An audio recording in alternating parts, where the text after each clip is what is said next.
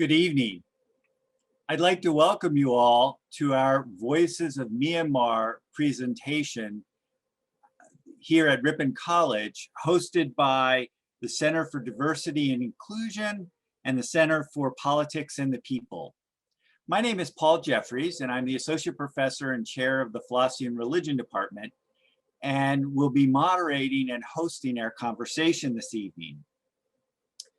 This event was inspired by several of our students and alums who are actually from the country of Myanmar, which has undergone a traumatic crisis that started on February 1st when the military seized control of a democratically elected government.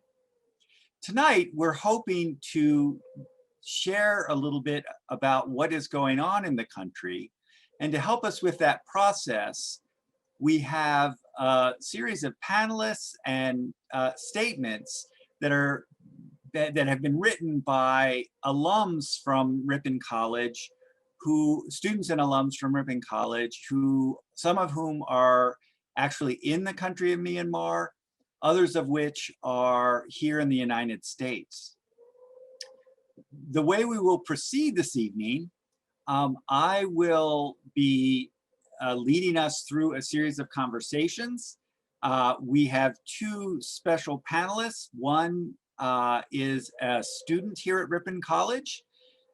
We are trying to be very cautious.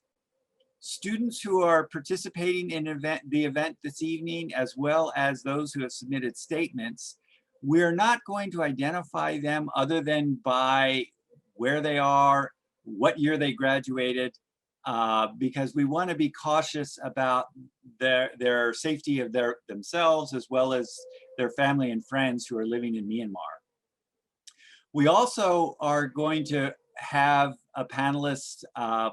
We have an individual, his name is Chris, and he works for a nonprofit that does work in Myanmar and provides information and media activity that gives information about what's going on in the country.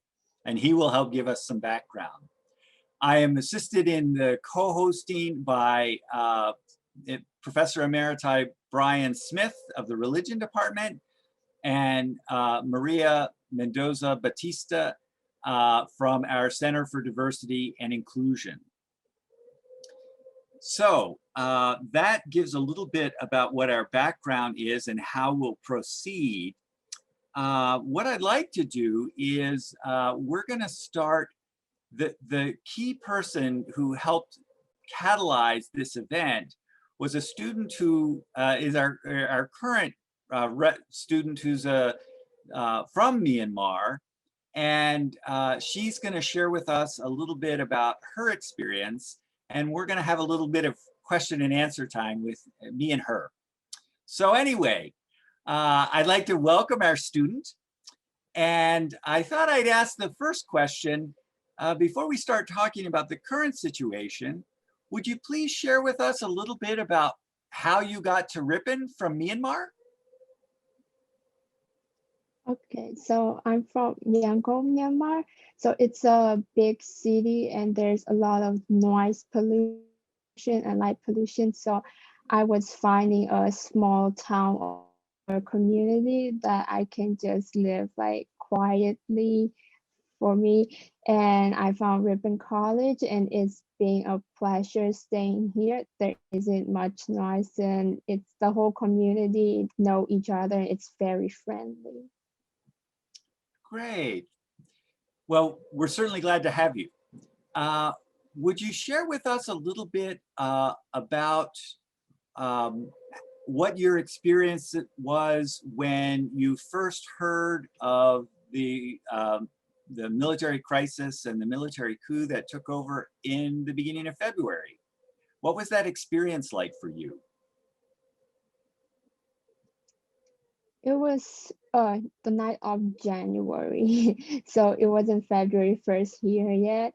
And I received news from my family that there is a coup that happened who is here like doing his graduate studies.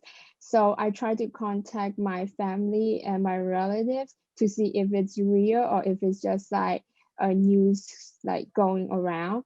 And my family didn't actually know it. They thought I was like with them at the start of the February, and they're like, this is like, you're just joking with. Like, I am not joking with you. And then they started now, and still at that time, people are still going to their walk and there's still like people going around, but they couldn't get any like mobile option, so they couldn't call anyone. And that's when like we all go on the internet and they started asking around and see all the news. So like it was, I guess, people from here know first because other people were sleeping back at home.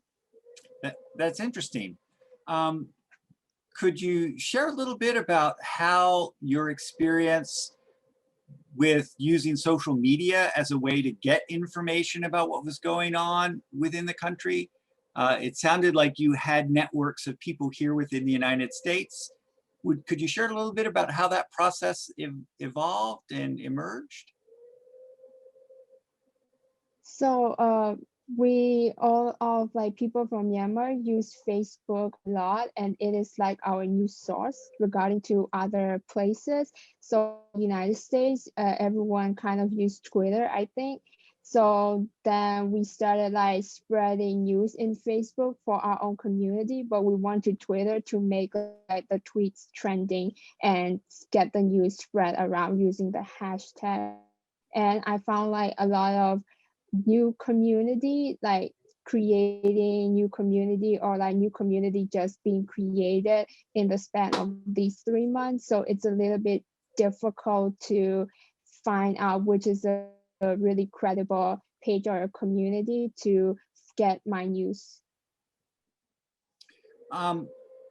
Could you share a little bit about what kinds of experiences your family had when they were first encountering or experiencing the military takeover in late January, early February? How did how did they find out about it? What was their experience like in those first weeks of the crisis? Um, the first week of the crisis wasn't that bad near my parents' house because it's a little bit in the outskirts of town. It's not in the middle of the town. And actually, all the protests are happening around like the 20 or the 22nd. So wasn't much of the shooting at that time because we were peacefully protesting with all the movement and we were just banging pots and pan at night. So it was a little bit calmer, but it got worse during like the February 20 to 22nd. Then there were like barricades on the streets, and the police started burning those barricades, which was real near my aunt's house, and we were really worried because we could see like the pictures of a fire smoke coming, and it looks really bad. And we also see like bridges destroyed, like places I once visited doesn't look like the same anymore. Hmm. Um, could you share a little bit about how the experiences of what was going on in your country, how did that affect you here while you were studying in the United States? Could you share a little bit about, your experiences as a student? I know we had some conversations about some of your challenges and some of your struggles. If you could maybe share a little bit about that with us, whatever you feel comfortable sharing. Yeah, so as soon as I heard about it, it was really hard to focus on my studies. I'm a perfectionist, so it wasn't a really good experience for me whatsoever. And I plan to visit back at home as soon as I graduate. And I was planning to get to a graduate school, but the plan wasn't perfect yet because I still have this choice of going back at and but because everything happened, I have to put more focus on figuring out my studies, doing my senior sem projects, and also getting to a graduate school. I also have to figure out like what I'm gonna do in summer and if I can get a job, because I think it's a little bit late to start job hunting, and like all these new decisions that I haven't thought before started to come up to me, and it was really challenging also because there was no Burmese student around, so but I'm still managing it. Great. I understand you have a relative who's studying here in the United States as well. Could you share a little bit about the kinds of experiences he's had and what it's been like for some of the other students from Myanmar that you're in contact with here in the United States, your friends and network? So I don't personally know, we don't share a lot about our emotions, but I know that well, and he has been really struggling to sleep at night, and he's very resourceful as in news, and he would send like news back to our family and they don't even know it yet, and they will have like they will go to bed, and in the morning he would just send a lot of news and there will be like a bunch of news on them. And I know that we're all having like restless nights, and it's very hard because we couldn't justify our privilege right now, like how we can sleep at night and how we can have like this chance to get the vaccine, and like the pandemic is obviously still happening, so there's a lot of things that we couldn't justify ourselves. Yes. Well, thank you. We'll be coming back to you later in our time. But right now, what I'd like to do is turn our conversation over to Maria, and she's going to be sharing a little bit about the impact of what's been happening on Myanmar on the students, and she's going to share a little bit about the role for the Center of Diversity and Inclusion and what they've been doing during these last few weeks. Maria? Thank you, Professor Jeffries. Yes, the Center for Diversity and Inclusion at Ripon College understands that crisis is felt at the individual and collective levels. In supporting our day-to-day work with our students, we also want to recognize that no one should have to bear such burdens alone. As such, we take this pause along with all of you today in discernment to be a proud co-sponsor of this event. We want to support our Burmese students, our alumni from Ripon College, and take this opportunity to find spaces of peace and healing at the CDI, the Center for Diversity and Inclusion, and really all around Ripon College. Today, I'm also here to read a statement by a Ripon alum who graduated in 2017, who currently is in Myanmar and was so kind enough to write a statement for us to share with you today. Myanmar was the beautiful country before this bloodshed committed by junta. This slaughter is not strange for junta, since it has been committing this inhumane action to the ethnic minority for more than 60 years at the rural place. We could not know until today because the local media ceased junta covers with the false information. If the media shares the truth fact, the media will be detained in the next morning illegitimately.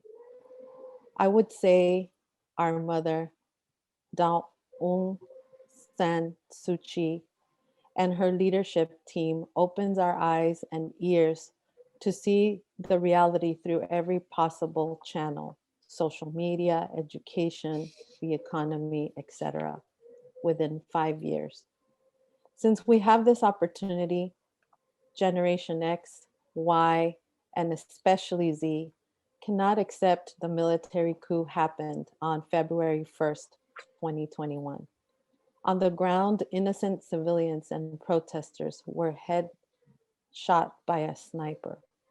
The dead toll has been increasing since February 1st nationwide in the following table. We have been provided with some of that information.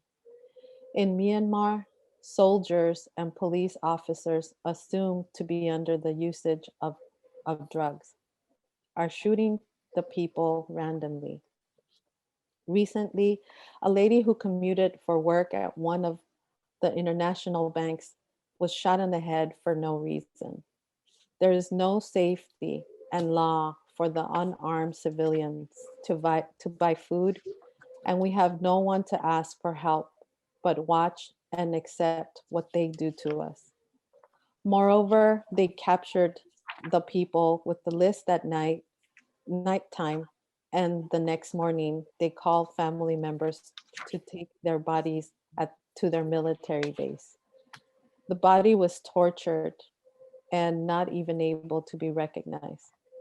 My mom told me that she faced this kind of situation in 1988, the revolution against students versus the military. The military tortured, set fire, destroyed the property at night, and killed the political and student leaders.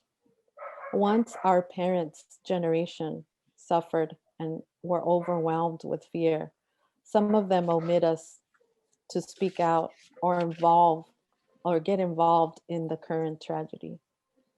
The junta is committing the same crime scene to spread fear among the civilians.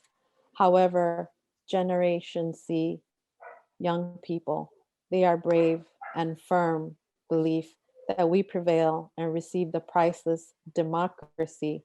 They are going out days and nights to show their desire. As you may know, we are practicing civil disobedience movement, CDM, against the government economy. It really impacts the economy of Myanmar, and we can say it is successful against the junta so far. Sooner or later, the junta will cut off all communication channels, mobile phones, internet, etc., and try to rule Myanmar with darkness. When this darkness overwhelms to me, I am requesting here that all of my international friends do not forget and support us in whatever way you can. I am saying this because I don't want Myanmar to be a next North Korea. We are human and we have every right to speak and act freely. Under this brute force committed by junta, we are not afraid nor do we fear. We are going against junta whatever way we can, i.e., not listening to the orders, practicing CDM, and supporting CRPH, etc. When I need to hold the rifles or guns, I will do it for future generations. One thing I notice is that our Myanmar people are united when the time comes and support each other's needs. Supporting in money or supplying the food to those CDMers who have lost salary. All in all, I would request you all to support the CRPH, a government body which supports and listens to the Myanmar people and voices. Thank you. Okay, thank you, Maria. And thank you to the student who wrote that statement. Now I'd like to turn to our other panelists, Chris, who has been active in Myanmar for several years. Welcome, Chris. We're glad you could join us. Thank you, Paul.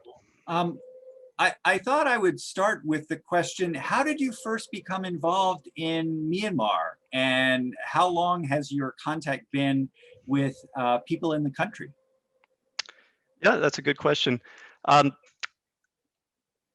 first traveled to Myanmar on my own in 1997. Then in graduate school, in the early 2000s, I did my work in conflict resolution with a focus on the role of Buddhism in conflict. And one of the case studies I looked into in detail was that of Myanmar. And I was fortunate enough, following graduation, to get a job with Mazima Media, which at that time was an exile-based Myanmar media outlet. And so I got a job with them in 2006. And I've been working with Mazima ever since. So about 15 years.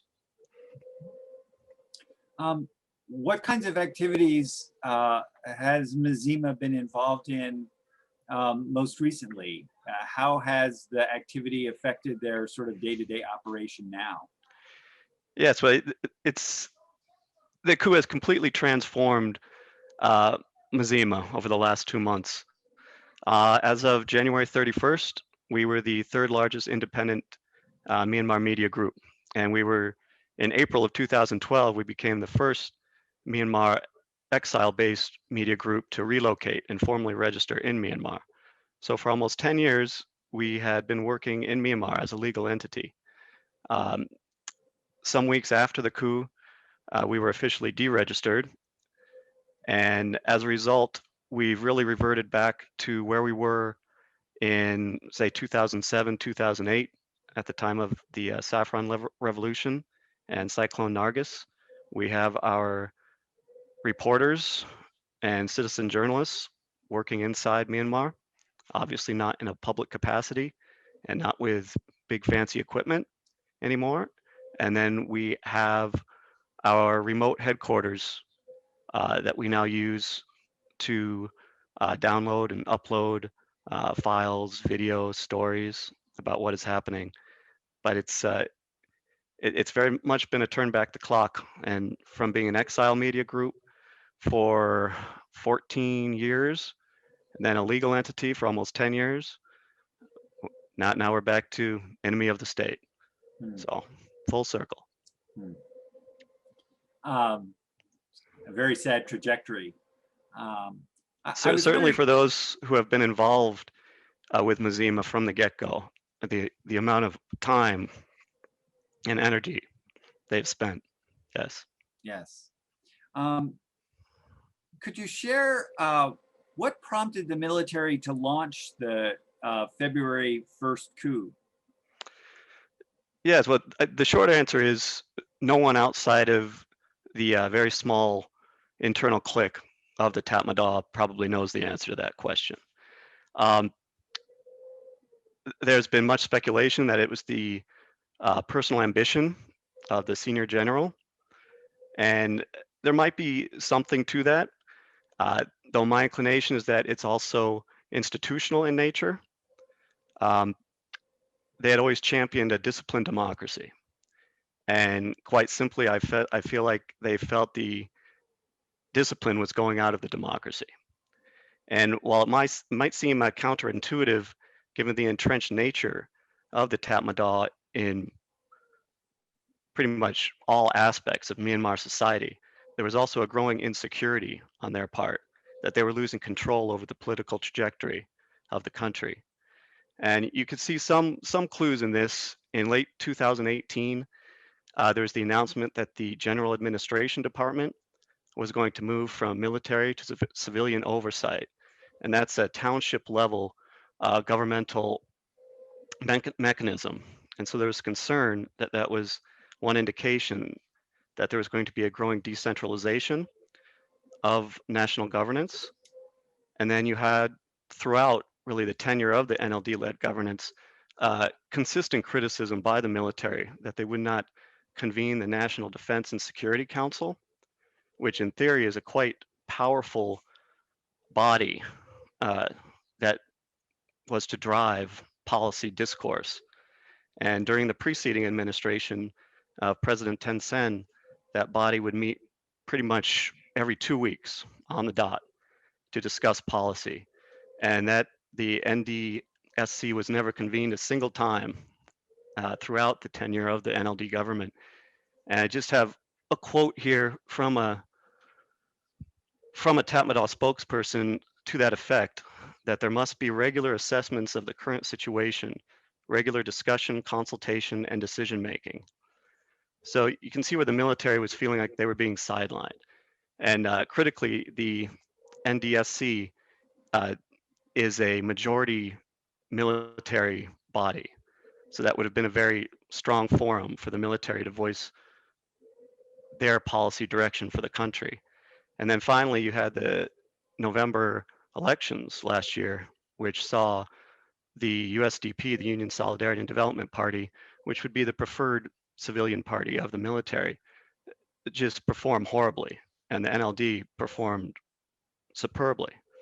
And I think that was kind of the last straw as far as this growing sense of insecurity on the part of the security forces. I'll just briefly add that I think the military was definitely caught off guard by the robust nature and extent of protest to the coup. They really, it seems, for all intents and purposes, were looking to turn the clock back to 2010, 2011. They appointed a lot of the same people to the ministerial posts that they held for 5 years. Hey, buddy. And at that time, the 10 Sen government was generally accepted both domestically and internationally.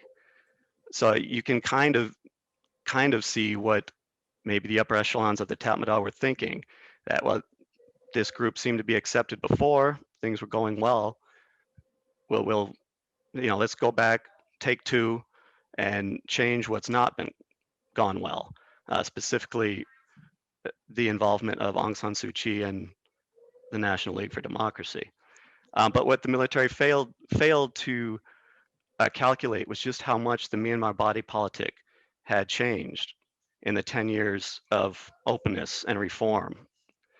And it's, yeah, so that's my assessment. But again, it's really anyone's guess outside of the inner workings of the Tatmadaw.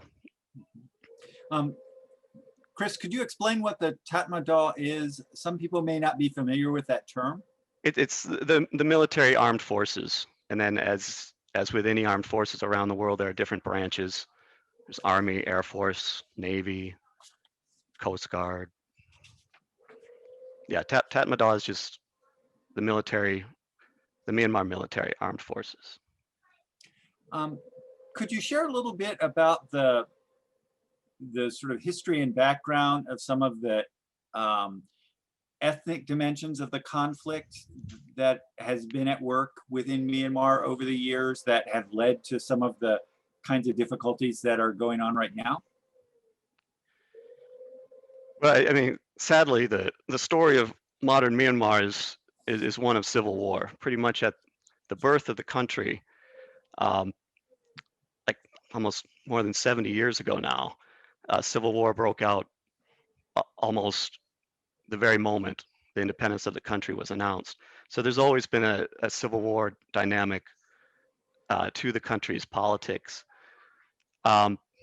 What's changed drastically in the last 2 months is this coalescing of anti-coup forces, specifically the ethnic Bamar population, which is the majority group in the country, and the ethnic minorities. So you're seeing a coalescing there, a combining of forces to oppose the coup. And it's a very interesting dynamic, and in many respects it's very hopeful for the future of the country. And just like exactly a week ago, maybe, the CRPH announced the parameters of a draft for a federal union and a federal army. So things are moving in that direction, and that's good to see. Though I would also caution that it's only been 2 months since the coup, and we're very much still in a honeymoon type of relationship between the various anti-coup forces. And there are still issues of trust to be overcome. Certainly, ethnic populations have to ask why in 5 years of power, the NLD-led government did not do more to reach out and meet their grievances. Mhm. And now it's going to be very interesting to see how it plays out between, like I said, there's this idea of the federal army, but crucially for the federal army, it's going to be in a franchise type arrangement. So it's certainly not beyond the realm of possibility that the Myanmar military, the Tatmadaw, will seek to cut individual deals with certain armed groups. They're very well versed over decades of conflict in divide and rule policy.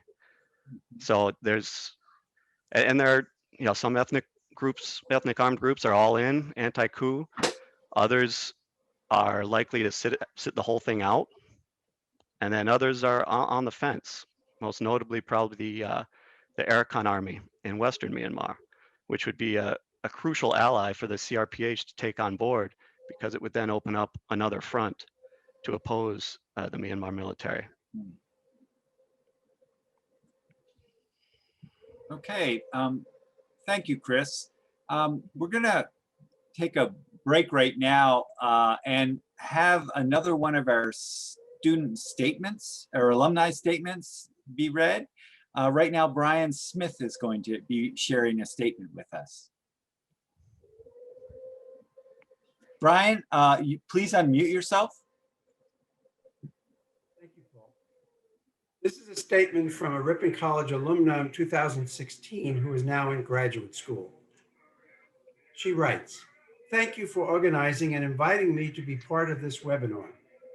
And thank you for willingly reading my reflection out loud. I'm grateful for this opportunity to express my thoughts, albeit anonymously. I would like to start by saying that I am in awe of the Myanmar people's courage, determination, and creativity during this revolution. Despite the brutal crackdowns, the people stand tall, strong, and hopeful. However, Myanmar people need to come to terms with the fact that sheer optimism isn't going to help us win this fight. We are receiving words of condemnation against the coup, as well as support for the people from the rest of the world. But most of what we hear is empty rhetoric. The world has condemned the Myanmar Tatmadaw for as long as I can remember, but they have never once been held accountable in the way we all believe they should.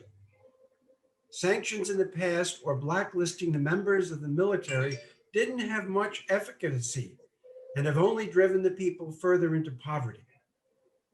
I'm no expert, but I'm quite skeptical of international help. This includes help from the Western powers, the federal army, and or the rest of the ethnic armed groups. The question is, what does this help look like to the people of Myanmar? Have they considered the consequences should this help arrive? It's true, though, that the Tatmadaw may be stretched thin over time if they have to battle against ethnic armed groups. In fact, we could extrapolate from the recent ceasefire offer. But these groups don't necessarily have enough resources or arsenal available to push back the highly trained military in case of a major civil war. We also don't know if these groups are in contact with one another enough to stand united against the military. If not, it won't be any different from the isolated civil wars that have been going on at the borders since the 1960s. The Tatmadaw, as we know, is reluctant to let go of their power. They are unlikely to budge no matter how many more lives they'll take. For now, it seems like a lose-lose situation for the people. The people have an end goal, which is to overthrow the military. But I have yet to see a clear strategy moving forward besides hoping for international intervention. Perhaps the panelists have a better idea of what's happening on the ground and in the talks. Given the status quo, I personally think that the best that can come out of this situation is a pseudo-civilian government like we had back in 2011.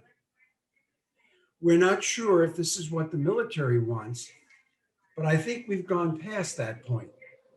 If people don't care for it, then there needs to be a change in direction or momentum this time. Romanticizing and relying on the young generation and their willingness to speak out have gotten us where we are now. But if we really want to push forward, we need a tactical leader and a long-term vision about where we want our country to be. If we look at history, all successful revolutions took months, if not years, and cost countless lives. The Myanmar people need to be prepared for that, and I'm guessing most already are. Revolutions require vision, organization, leadership, and strategy, all of which would help transition into a democratic government if we got through this movement successfully. Now, finally, I would like to say that if you are a Myanmar student in the United States, or if you're home in Myanmar now and feel like things are spiraling down, don't hesitate to reach out. Let your voice be heard. You are not alone. You are seen, you are heard, and you matter. Thank you. Thank you, Brian, and thank you to the student who wrote that statement. We're grateful for both. I'd like to return to our conversation with Chris, and then in a little bit, we'll bring our student back into the conversation, and we'll also give an opportunity. Our student has a statement from one of our alumni as well that she will be sharing with us. Chris, that previous statement kind of opens up a very good question about what do you see as the future of the opposition? Where do you see things going? And maybe if you could give us a little of the historical background of why you see things going the way they may or may not be going in the future? Well, I think there's going to be two lines to the anti-coup opposition going forward. You're going to have the continuation of the largely peaceful side of the opposition, and that will be two-pronged through the government, the parallel government in exile, if you will, the CRPH, and they will be actively trying to gain recognition from various international governments and bodies to bolster their own position. Should there become any opportunity for any kind of dialogue or bargaining. And then you're also going to have the ongoing CDM, civil disobedience movement inside the country. And it will be critical to maintain that to keep the pressure on the military. But then you're also going to see likely a growing, not so peaceful side to the anti-coup opposition. You're going to have a growing importance for the ethnic armed groups that are solidly aligned against the coup. And you've already seen an increase in violence in some ethnic areas over the last month, especially. And just a couple weeks ago, I think it was a couple weeks ago, we had an Air Force attack on an ethnic enclave on the eastern side of the country in Karen State. And I think that was almost 2 decades since there had been an air attack in an ethnic region carried out by fighter jets like that. And then you're going to have, and I also had just in the last week or two, I've had inquiries from those speaking for ethnic armed groups wanting to know if the United States in particular is going to do more than provide lip service for the anti-coup democratic opposition. Specifically, and in light of recent events, they were looking to acquire anti-aircraft munitions. So there's that concern and that growing trend in the ethnic regions. But then there's also likely to be an increase in violence in Myanmar's urban centers that will see the Tatmadaw at least nominally lose their monopoly on violence in the urban areas. Already at least a couple hundred youth from Myanmar cities have traveled to regions controlled by ethnic armed groups to undergo military training. And they then intend, at least some of them, intend to return to the cities to carry out some kind of armed resistance to what they perceive as an occupation of their cities by an illegal government. So those are going to be, you're going to have the peaceful side to the opposition and then the armed side. And it's a natural progression, really, of peaceful protests in the face of a power that's willing to unleash whatever options it has at its disposal to try and put down the peaceful protests, i.e. you're likely to see the realization of some form of armed resistance. It's not going to be an armed resistance that's going to topple the military, but as it will further deteriorate the conditions inside the country and make the country more ungovernable. And as far as the ethnic regions go, I mean, for years, they have a lot of experience in fighting central military forces, central government forces, and they should be able to consolidate and hold their positions. But it would also be unrealistic to think that they're going to march on Naypyidaw and overthrow the Tatmadaw. Could you speak a little bit? Most people in the United States who have heard anything about Myanmar, probably most likely prior to the coup, the military seizure, have heard about the situation with the Rohingya. Could you possibly speak about their situation in light of what's been going on over these last couple of months? Unfortunately, the position of the Rohingya has really not changed over the last couple of months. I have to say I'm not optimistic that it will change in the foreseeable future.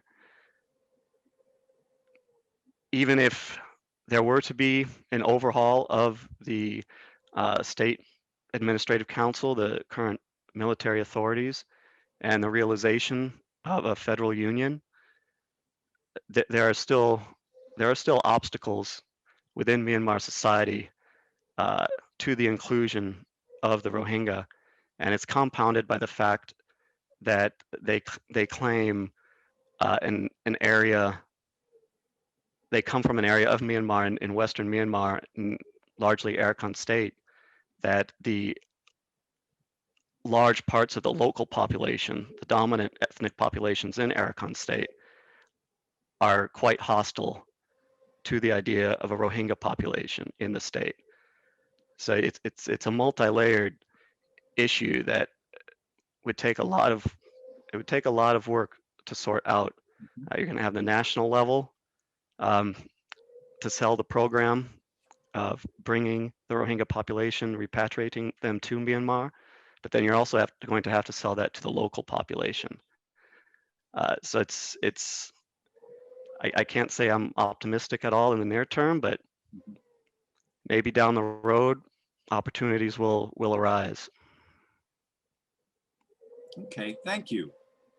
At this point, why don't we take some time and have our student share the statement from another one of our alumni who has written into our panel discussion. Student? Here's a statement from a Ripon alum from 2020 who is now living in Myanmar. I am writing this letter with grave concern about my home country, Myanmar. The place I called home has become a killing ground for my people, and no words can describe how I'm feeling about all of this. February 1st was supposed to be my first day at office since it has been partially shut down due to COVID-19. I woke up to the news that our leaders were detained and country in chaos. I was trying to call my driver to inform that I would not go to office anymore, but phone lines were cut off. It baffles me how one can wake up to a completely different day compared to the night before. Detaining our leaders is a personal offense to us because they were the ones we chose to vote for. By arresting them, it implies that they can do whatever they want and anything can happen to us if we do not obey to them. I was happy to see people coming out to the streets to protest. I went out only for 2 days in February to protest, yet I can feel solidarity and eagerness for freedom. We all hate the same thing, and that is dictatorship. Soon, mass killings and atrocities began. It was as if I was living through the nightmare like my parents did back in '88 Rising.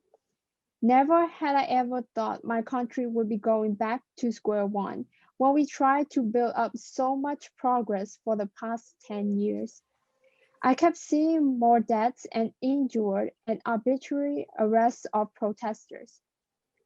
Coup affects not only political dynamics, but also social and work aspects. Demonstration and civil disobedience movement, CDM, are effective, but it has some compensation to be made. Companies cannot operate like before, and management has to rethink about short-term survival. My workplace had some downsizing, and I witnessed my coworkers were let go. Although I have been donating to nonprofit organizations to help ethnics and support for CDM, I am not sure how long we can continue to live like this, considering massive salary cuts and loss of jobs. While I understand ethnics like Kayin and Kachin are still fleeing from airstrike, I am privileged to sleep in my own bed, but there is not so much guarantee on how long I can continue to have this privilege. More than 500 citizens were killed and 2,750 were arbitrarily detained by junta. These people want the best for the country, but were killed and arrested for speaking out. There is no way out for this country other than winning this fight. I urge for your support. Please pay attention to what is happening in Myanmar. It is never to be neutralized or forgotten. Thank you for coordinating this panel discussion. I would like to thank everyone for making this happen. Please keep amplifying voices that need to be heard. Okay, thank you, student, and thank you, alumni statement writer. What I thought we could do now is I'd like to bring both our student and Chris in a conversation. Could you possibly talk about some of the economic repercussions? I know several of the activities that the peaceful protesters have been engaged in have been aiming to try and economically disrupt the country and try and hurt the military by hurting the economy in any way that it can have funding generated. So maybe if both of you, from the perspectives you have, could talk about how day-to-day living has been affected based on those you've been in contact with in the country. And maybe if the student, you want to go first? So the CDN movement is basically the government workers trying to not go to work. So the government, whatever their job is, we're not going to pay taxes. So there are a lot of problems and like obstacles that we face, because now that they don't go to work, the government kick the people, the workers, out of like the government housing. So they had to suddenly leave. And I'm very proud of them because they chose their own part and they made choice and they just left with nothing on their hand, but only their clothes and whatever they had. So we try to find housing for them or to gather donations so we can donate to them. The first few weeks were easier to get donation because it just started. But as we go on, because of all of the things happening and people couldn't like saw a lot of things and the economics is not really good, it's actually getting a lot harder just to support them, and we're trying to like give them support as much as we can.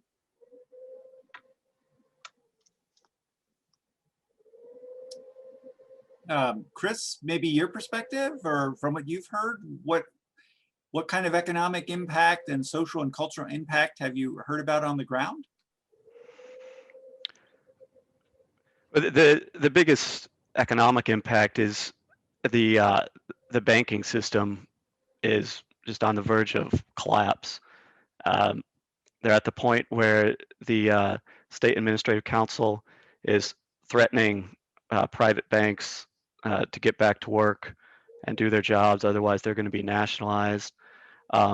In short, the domestic banking industry could virtually disappear in due time. In the broader scheme of trying to economically hurt the military government and their economic interests, it will have action can have some impact because they have a myriad of business interests in the country, but Myanmar is also blessed, some may say cursed, with an abundance of natural resources, and I think the military will find plenty of revenue from exploiting the natural resources, and I'm sure they won't be too concerned whether they're exploited exploited well or just in a haphazard manner. So I think there'll be limited impact to the military on the economic front, and on the day-to-day level of the Myanmar people. I think the student touched on most of the main points. There's rising commodity costs. It's just getting harder to make ends meet. And then you have, as the student also touched upon, you have the additional strain of trying to support those involved in the virtually day-to-day civil disobedience movement. And that's also a huge economic strain, and that's where the anti-coup movement could use a lot of resources and funding to support the CDM movement inside the country. I'll just briefly point out that some of this, such as the resources moving from outside to inside to support the country, probably Thailand is going to have to be quite complicit in any such projects undertaking. So it'll be critical to bring Bangkok on board in some capacity if there's going to be an effective distribution of humanitarian aid inside the country.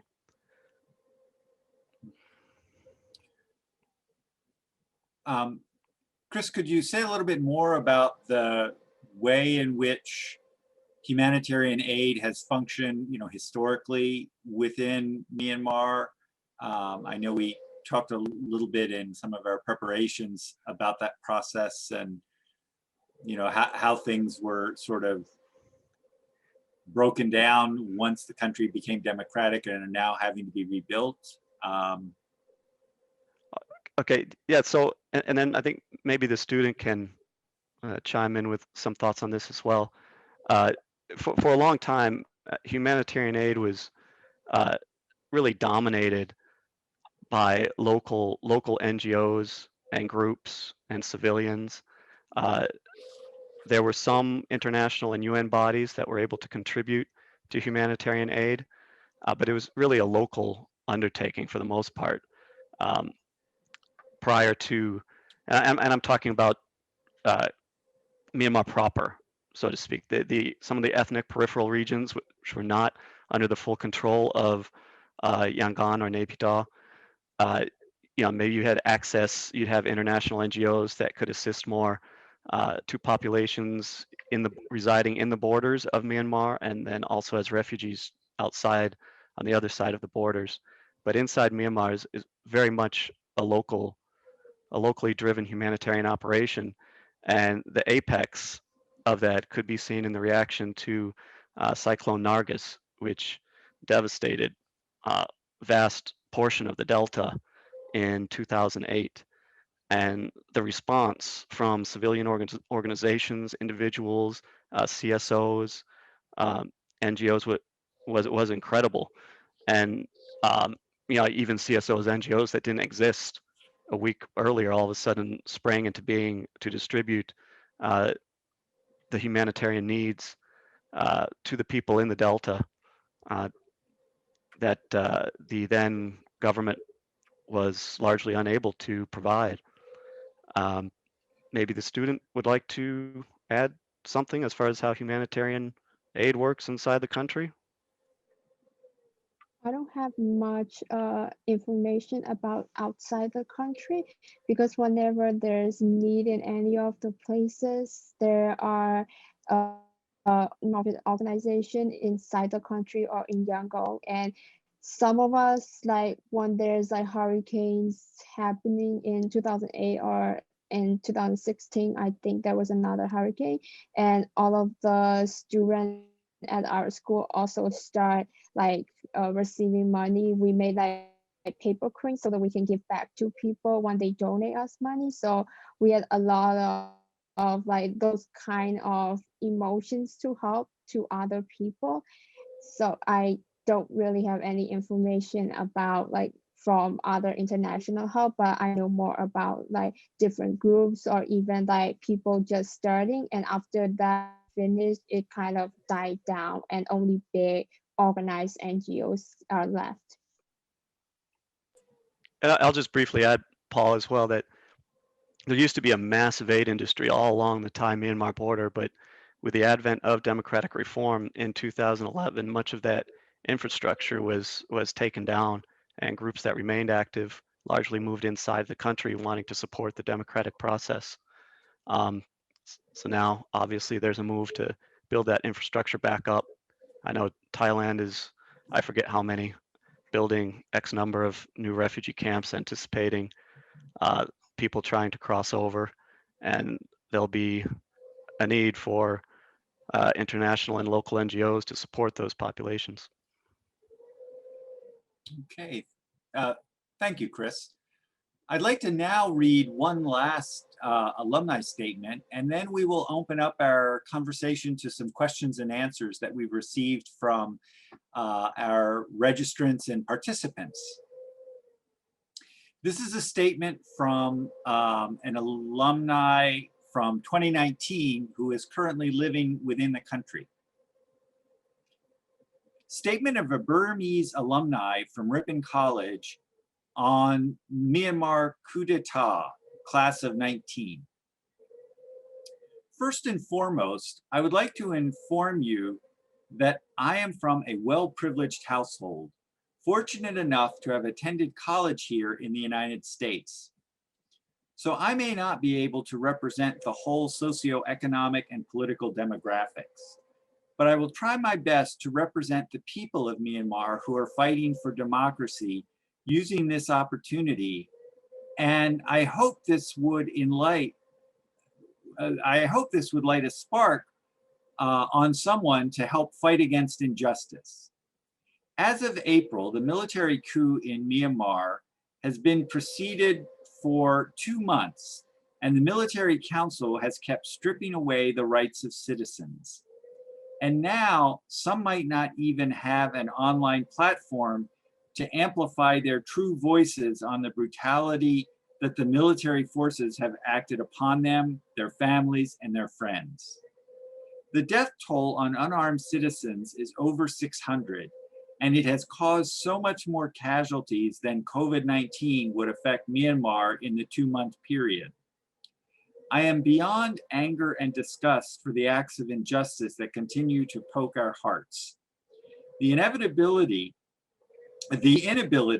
to take immediate actions by international organizations makes it even harder for some of us who have had faith in what these alliances stand for. But we are not losing hope, not today.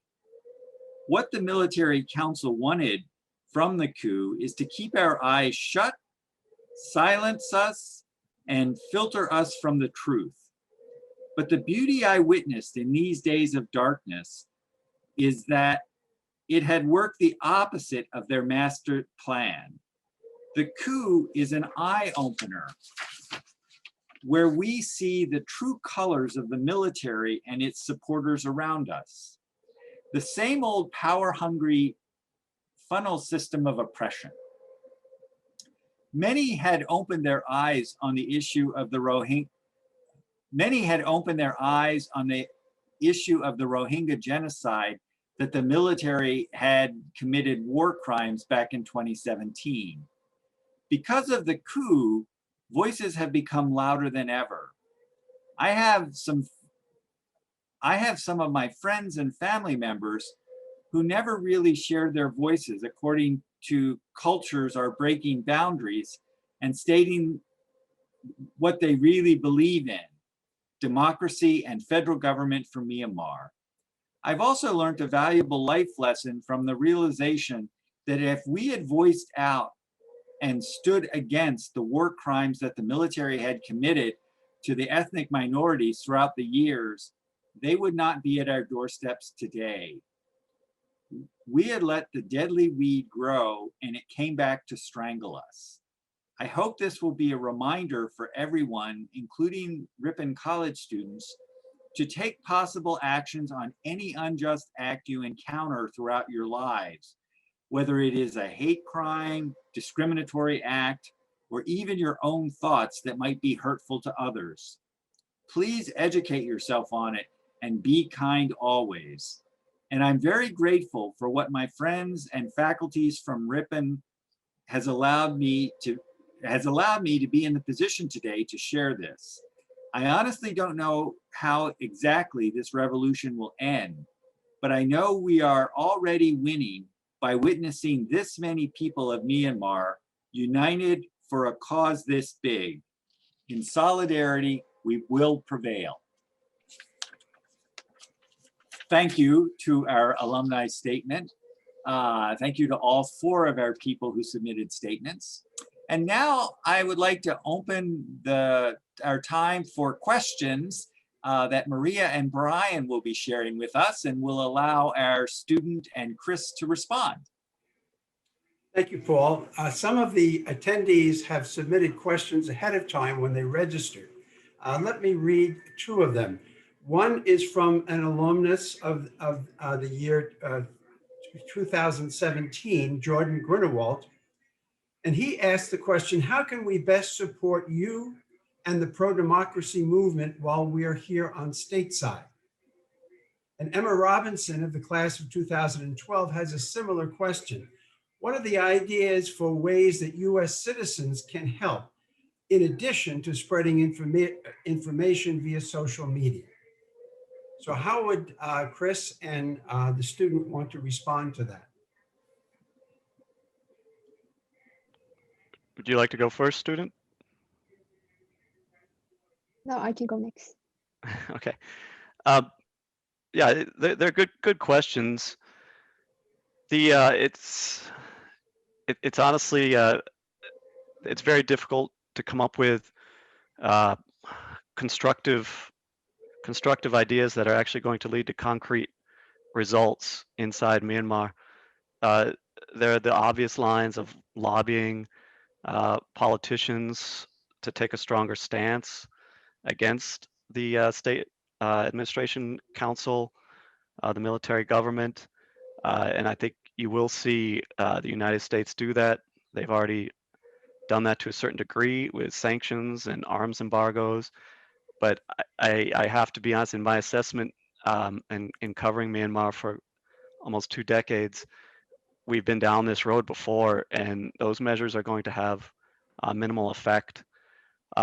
Where support could be more meaningful and impactful would be if people had the means to financially contribute in whatever capacity possible to groups operating either for taking care of refugees in the on the border regions, or those groups that will be responsible for providing humanitarian aid inside the country. As noted, there's going to be a huge need for humanitarian aid inside the country. And that doesn't even start to talk about what's likely to be an increase in internally displaced people throughout the country, with an increase in armed hostilities in ethnic regions, let alone possibly central Myanmar regions. So those are some ideas off the top of my head. Before turning it over to the student, I just want to briefly get back to Paul on your question about the Rohingya.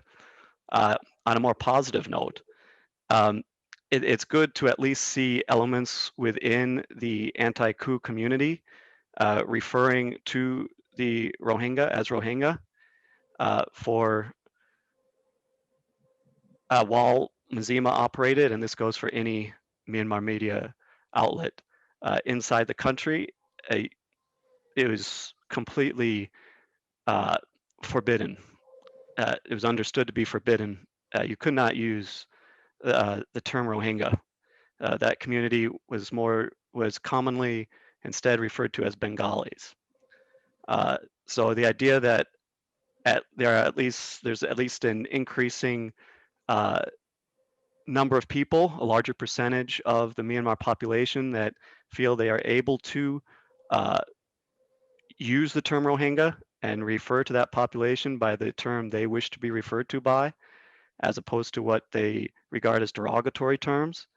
That's a step in the right direction, and building trust. So there are hopeful signs there too.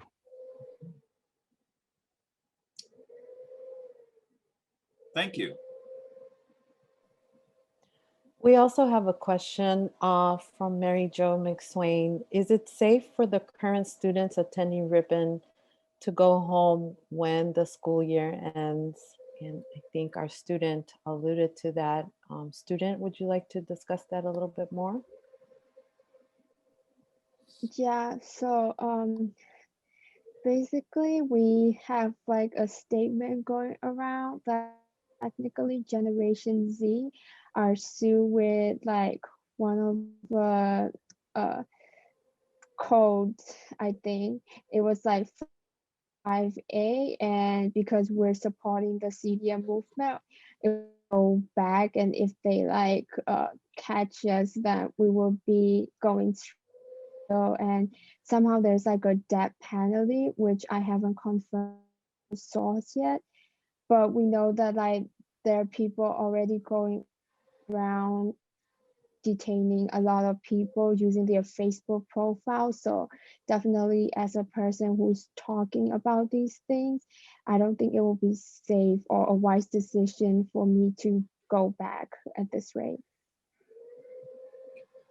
I would like to follow up a little bit. Student, do you know, I recently heard a report that the Myanmar ambassador to England was locked out of the Myanmar embassy. Do you know the status of the Myanmar embassy here in the United States? Is it, have the diplomats been locked out in a similar way? And you may not know the answer to this, but I thought I would ask anyway, and maybe you've heard in your network of people something. I didn't hear anything about the United States embassy, but yeah, the ambassador from the London embassy was locked out yesterday. I also hasn't received if he can go back inside yet either. Okay.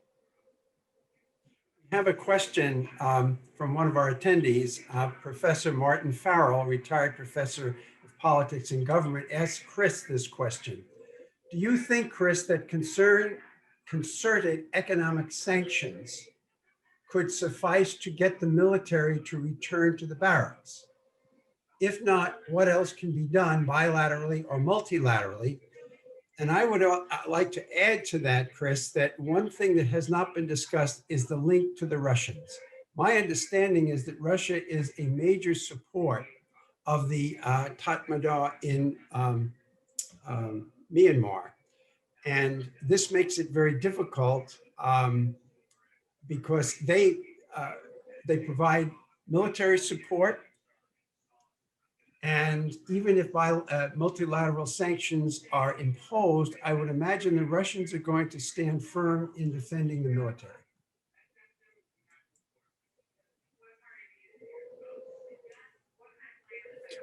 Chris, please unmute. Sorry about that. Yeah, I'm not a big believer in the utility of sanctions, and as I referred to previously, I feel like we've been down this road with Myanmar before, and the sanctions just do not have a critical impact on the military government. And as representatives of the military government will be quick to point out that they are quite accustomed to living under sanctions and economic hardship, and they're quite accustomed to living with few friends. And quite frankly, it doesn't bother them. They feel that they're prepared to do that, and they're willing to do that. It seems as though right now what the United States is trying to do, and this might change, but right now the United States and like-minded governments, they are taking the sanctioning route, arms embargo, which Brian, you alluded to, certainly Russia, to a lesser extent China right now. China is not, contrary to some popular opinion, China is not pro-coup. They were getting everything they wanted pretty much out of Myanmar under the NLD. The coup is not something they wanted to see. But a Russian representative was the honored guest at Myanmar Armed Forces Day, which was just a week or two ago. And there's certainly that link. And then it's also worthwhile mentioning that the Tatmadaw also manufactures many of their own light weapons and light munitions. So obviously an embargo is going to have minimal effect there. So the U.S. and like-minded countries, they're trying to come together and take a forceful position, blocking access to funds in foreign banks, and all that. And then what they're really hoping for right now, there's not really an opportunity for any kind of constructive dialogue with the military leadership. If there is such an opportunity, it seems that Washington and other Western governments, for the most part, are hoping that governments and international bodies that maintain constant contact with Naypyidaw, specifically the two names that come up most often are China and ASEAN, that they could then take the lead and push forward some kind of dialogue. Both ASEAN and China have an interest in seeing stability restored to Myanmar. And it's also for that reason that it's important not to alienate Beijing. If Beijing starts to feel that the CRPH, if they were to come into power, that they're going to be a government hostile to the interests of China, then it could very well impel China to further prop up the military government. As I mentioned, that China is not a pro-coup component. They've left their options open. They haven't condemned the coup, but they've consistently called for dialogue to provide stability to the country and to provide some political framework going forward.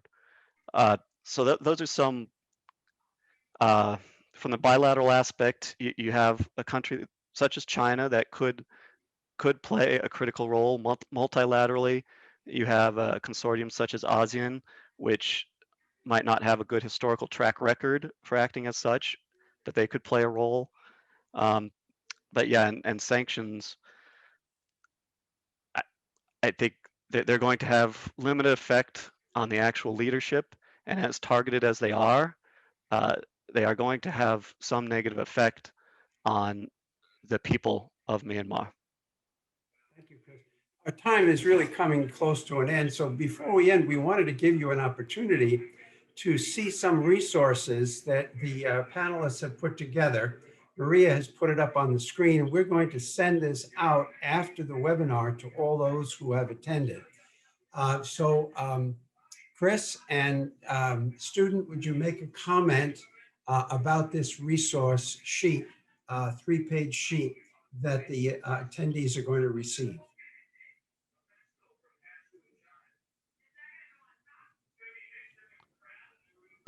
I'll just say something real quick then, and then student can chime in. Yeah, I gather there's been several questions about how people can support groups working for the restoration of democracy in Myanmar, and also to provide humanitarian assistance to either refugees or even internally inside the country. So there are those resources on the list, as well as a number of news sources to find news on what's going on in Myanmar. And of course, those organizations would also be open to donations as well.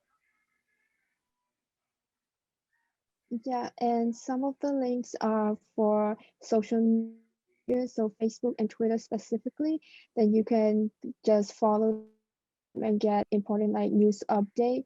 And mostly they're from like local news translated into English, so it's easier to get news from inside the country. And there are also some of the donation links for ethnic minority people that are currently fleeing from airstrike. Thank you both. Paul, some concluding remarks? Yes. First of all, I want to thank all of our panelists.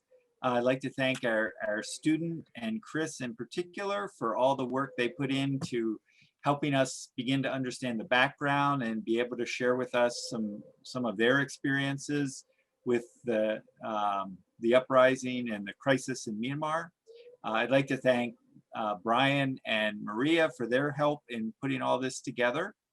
And we're grateful. I should also point out that President Nzetti, when the crisis first started, submitted a letter to the State Department expressing concerns about what was going on behalf of many of the students and alumni from Ripon.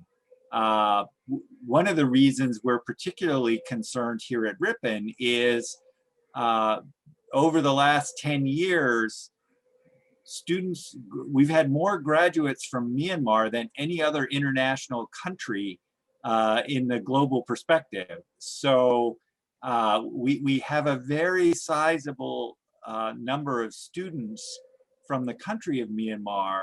So many of us who've known those students have been very concerned about what's been going on in the country and what's been happening in their lives as well, as I think we will continue to be from now to the future.